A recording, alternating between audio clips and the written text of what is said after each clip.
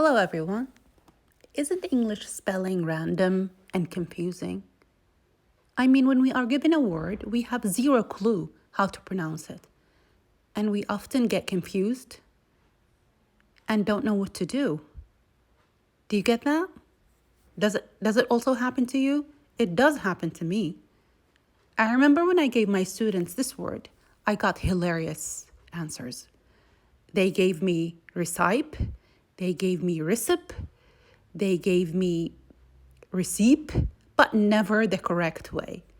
Of course, if you want to know the correct way, you have to consult a dictionary, and an online dictionary will be the best because you will have various ways of pronouncing this word.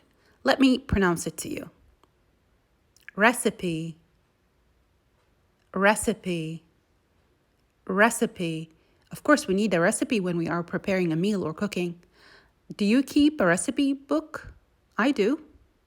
Thanks so much for listening and stay safe.